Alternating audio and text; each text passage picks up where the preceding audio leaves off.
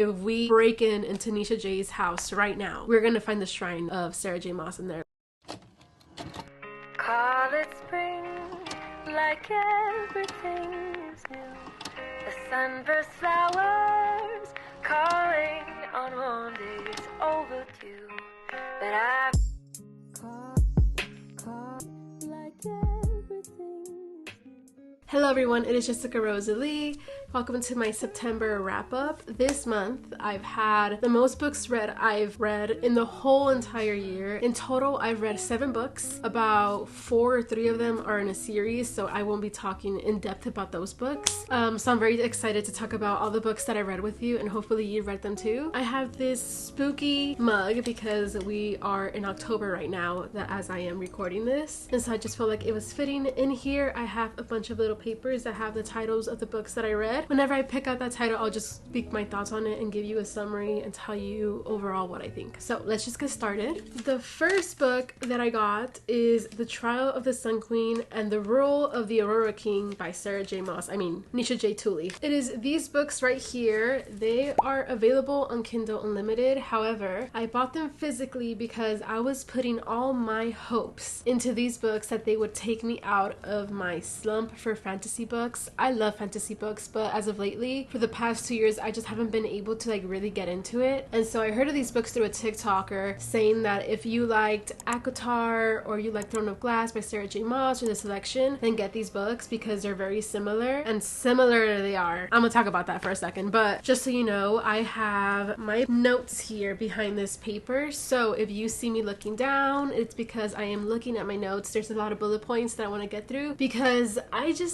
have a lot to say. I know it sounds like I don't enjoy them. I actually really did enjoy them because it took me out of my slump and they scratched that itch, because if you don't know, my favorite series is Acotar and Throne of Glass by Sarah J Maas. So when I heard that, I skipped Kindle Unlimited. I bought the physical books because I just had a feeling that if they were similar, I would adore these books, and that I do. But I cannot talk about them without acknowledging how similar they are. Like, if we break into Nisha J's house right now, we're gonna find the shrine of Sarah J Maas in there. To show how similar they are, I am going to give you a synopsis of this book, and when I say something that is either in Throne of Glass or in Acotar or Acomaf, I'm going to put the cover of the book here on the screen. If you've read these books, I think it will ring a bell for you. But if you're someone that just doesn't want to get into Sarah J Maas because she is a problematic author, which I have to admit, I learned about that after the fact that I read those 2 series. If you don't want to get into Sarah J Maas for that reason and you still want to have a similar plot line, then get these books. Let's get started. This world has a map, and in this map there are different courts, and every court has an associated season to it.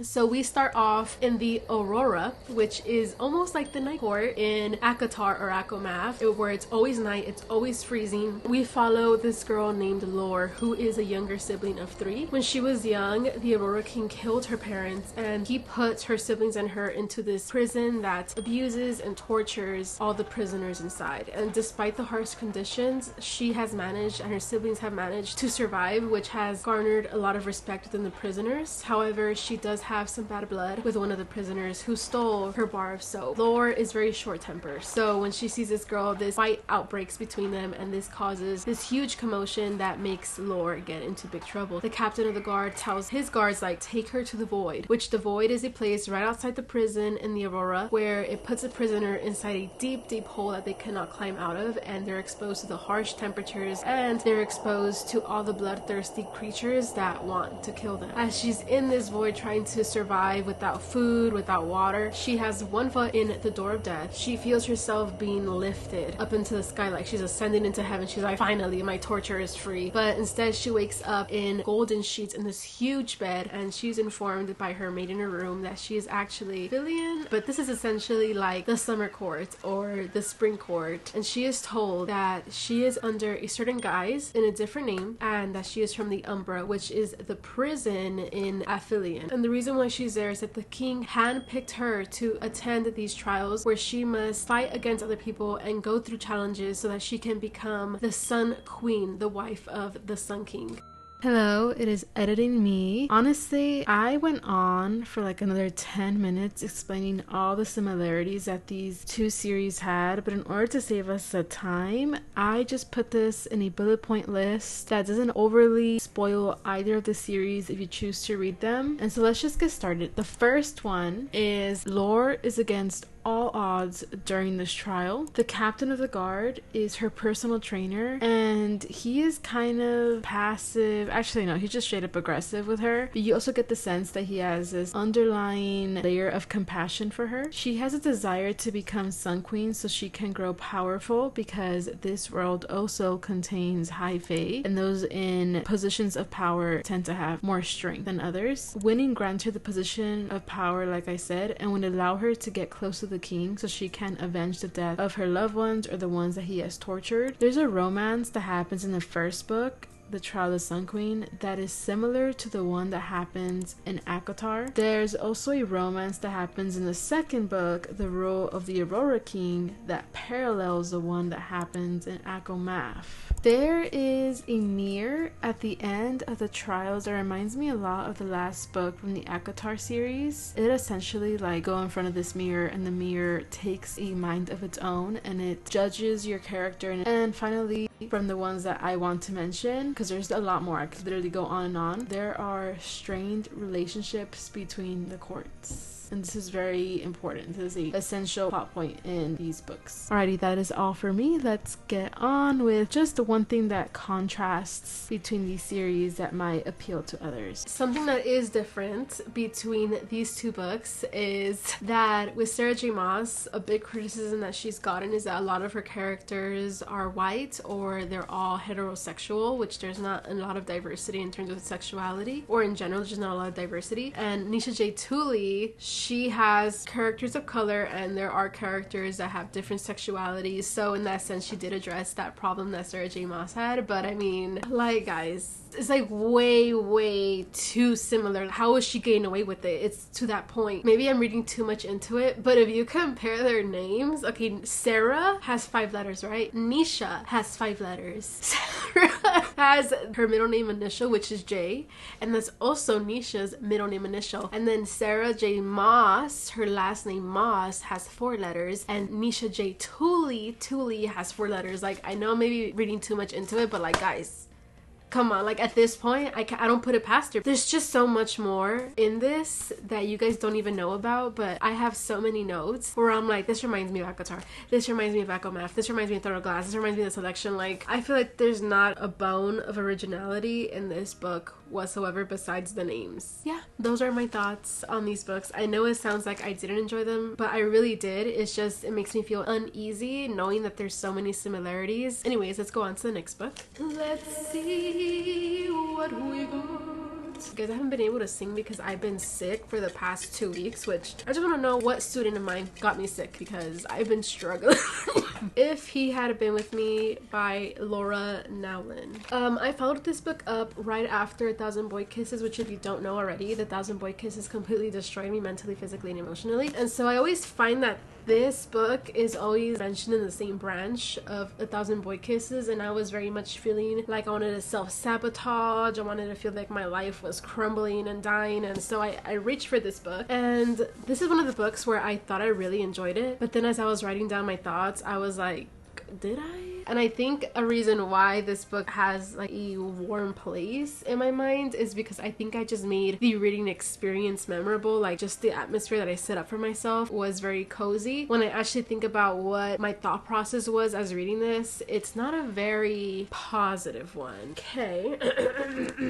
So we follow these 2 characters named Autumn and Finn. They're neighbors, but their moms are also like lifelong best friends. So they're always been around each other since a very young age, and they've actually managed to develop this very wholesome and cute friendship between them. And the book is in the perspective of Autumn. We kind of go to a place where she describes that there's a special friendship between them, but that it kind of became strained and they don't really talk except when they have like family events in either one of their houses. And this kind of all started happening in middle school when Autumn became very popular. She was part of that preppy girl group, and Finn wasn't really in any special group that would grant him popularity. And I guess because because of social rules and just keeping up with the act, they kind of just started to become very separated. And when they reached high school, the roles switched. So Autumn decided that she didn't want to be part of this group anymore, and Finn joined this popular group of like football players and cheerleaders and such. And so the groups that they were in were like the polar opposite of each other, and due to like social roles of high school, they just never really spoke to each other in public, and it just became a very like awkward relationship between them when they would see each other in one of their mom's houses. This book overall kind of deals with the themes of loss and love and grieving and mental health, self-discovery, and endings that have literally no fucking reason to be endings. Like, for what? This book is not one with a happy ending, and that's not a spoiler. That's something that's given to you from the very beginning. The first chapter of the book, it tells you about this tragic accident, and then we go back in time. And so as a reader, you're trying to connect the dots as to like what happened, what led up to that moment. But the craziest thing about it is that 90% of that book in the beginning has nothing to do with that ending. Like, it has literally nothing to do. We're just in the mind of Autumn, and honestly, she's not a very likable character. I mean, granted, she is in high school and middle school, so a lot of the things that she says are very superficial, just trying so hard to be different in a way. And she's actually a very self-aware character, but she tries so hard to will stupid ignorance in her body, and it's just really frustrating as a reader to hear her thought process, because it's like, girl, you have the answer. Like, she makes this very important analysis about herself, but then she's like, but that doesn't align with the social roles of high school. So then she's like, I'm gonna just forget about it and go along with what people think, or go along with what would please people but not myself. Like, for example, she's in this relationship with this one guy in her friend group. She builds this whole fantasy about what it would be like to marry him and live with him, and as she's thinking about what would become of them, she also acknowledges that she would have to sacrifice what would become of her ideally in her life to be with this person. And it's like,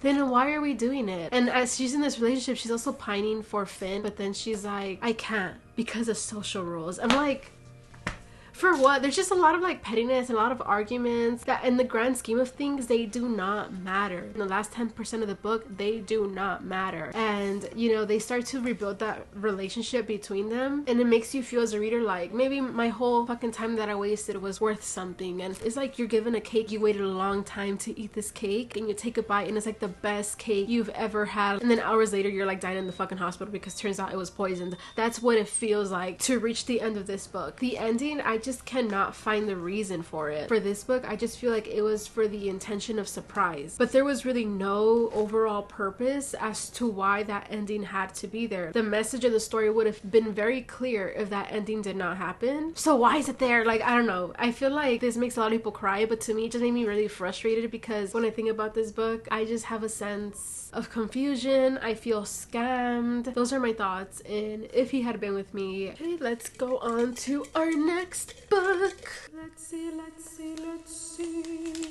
Oh, brother, this guy stinks! Things We Left Behind by Lucy Score. Okay, if I have posted in my mid-year book freakout tag, which is literally being posted third to last month of the year, we're gonna ignore that. In that video, I mentioned that my most anticipated book was Things We Left Behind by Lucy Score. This is part of the Knock 'Em Out series. The first book is Things We Never Got Over. This follows Knox and Naomi. The second book from the Knock 'Em Out series is Things We Hide from the Light. This follows Knox's brother called Nash and Knox's girlfriend / friend Lena. And then finally in this book we follow Knox and Nash's best friend called Lucien, or Sue Daddy, and Lena, which is a hometown friend that they've known since they were like children. This is a book that everyone I feel that has read this series has been looking forward to, because the tension between these two characters from the very first book was palpable. Like, you could sense it, like, and you knew the moment we have this book is going to be, the moment we have this book is going to be so satisfying, and there's going to be a lot of steaminess and spiciness, and the tension is going to be tangible. Obviously, I can't explain it to the fullest because it is the last book in the series, but this book is enemies to lovers, like truly enemies to lover. It has slow burn, like extremely slow. It has a lot of hatred that turns into tension, that turns into steaminess. And you gotta fan yourself when reading this book. Do not read this book in public. I made that mistake, do not read it in public, especially if you're like past page 150. Do not. There's just like a lot of like charged hatred that you can feel with these characters. Now, a lot of people ask if you could read these books out of order. No, you cannot, because the characters from the first book that lead up to here, they're still here. You still see the development of their relationship. So if you love the characters from the first book, even though that book ends, doesn't mean you're gonna stop seeing them, which is something that I really love, because while these books are very predictable, what I can appreciate and what I really love about them is the characters are just so witty and funny, and it's just like a really fun book to read. Now, there's some thoughts that I have about this book that I feel like is going to be a little controversial. I still feel like the first book was the best book in all of them. It's not that this book disappointed me, because it was my most anticipated read. Like when we got the second book with Nash and Lena, I was like, dude, for what? Like literally nobody asked for this. I could appreciate a slow burn, but when the book is all romance and nothing is happening for the first 150 pages, it's almost like, what am I supposed to be looking forward to? Like, what am I supposed to be entertained by right now? I've never found the plot line of finding this certain character and getting him arrested very interesting to begin with. So when that was basically the main thing that was happening, it just wasn't gripping to me. So I guess it's very complicated, because it's hard to pull off enemies to lovers without making it too insta-lovey. And so I could see why Lucy Score did that, but at the same time, I personally just didn't find the plot in the beginning very exciting. I do recommend this book. I just feel like if I were to rank all the books in the series, I would put Things We Never Got Over first, Things We Left Behind, and then finally it would be Things We Hide from the Light by Lucy Score. But like, let's just acknowledge how beautiful these covers are. In terms of colors, like together, these are my favorite combinations, but I just love the colors. Like they're so, oh shit, they're just so beautiful. I would give this book 4 stars. Last one, which is only one paper in here, and I know what it is, and unfortunately we did leave the worst to last. The Summer I Turned Pretty by Jenny Han. Let's just have a moment of silence for the people who bought these books because they like the show. Okay, this is a series that I'm sure many people know already.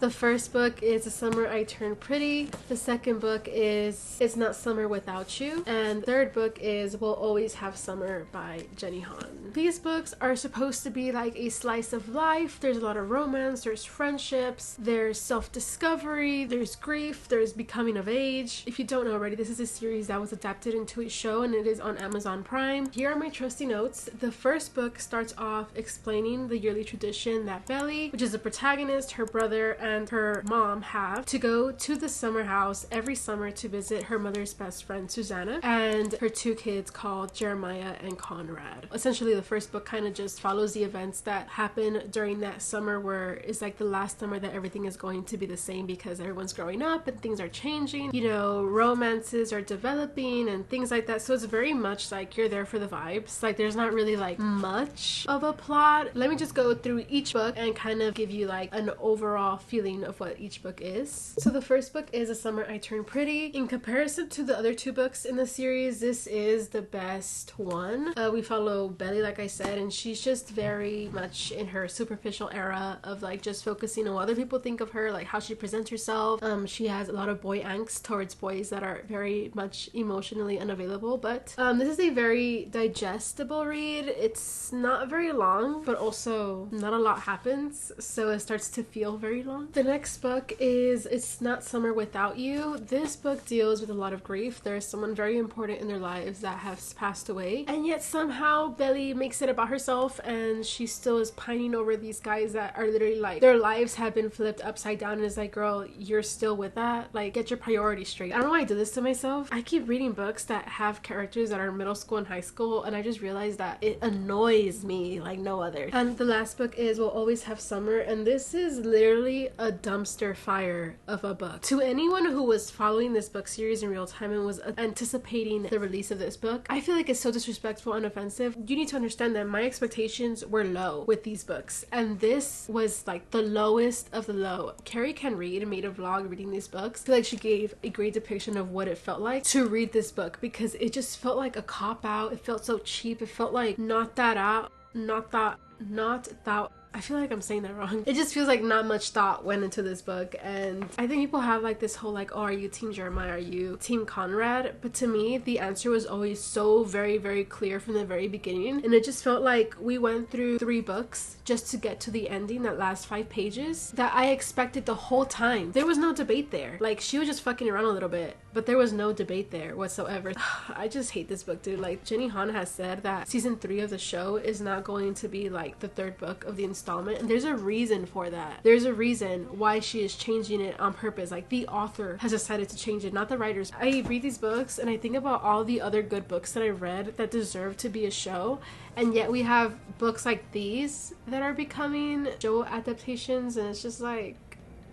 But yeah, in terms of book accuracy to the show is actually very accurate with the books, but I feel like that wasn't really hard to achieve because, like I said, not a lot happens in these books. Like, if we were to just stick to the plot of the books for the show, we could stretch it to at most 3-hour-long episodes, but the seasons are 10. And so there's just so many things that are added on to the seasons and the series that like give a lot more character to the books, and they really like flesh it out the way that the books should have been, especially season 2. For those who are watching the show, curiosity does kill the cat, because if you read these books, like, you cannot go back. Reading these books will take away the interest of you wanting to watch that show to begin with. But yeah, that's essentially it. I hope you enjoyed my September wrap up. I honestly felt like I had a successful month until I actually started writing my thoughts on these books, but I am very grateful to have finished Things We Left Behind, and although there's too many plagiarism, I still enjoyed The Trial of the Sun Queen and The Rule of the Aurora King. So if there's any books I recommend, it is those books. Tell me what books you read for this month of September, if you like them. Give me some recommendations, like some fun fall books to read. And yeah, I'll see you next time. Bye. Thank you for watching. Take care and be safe. See you next time.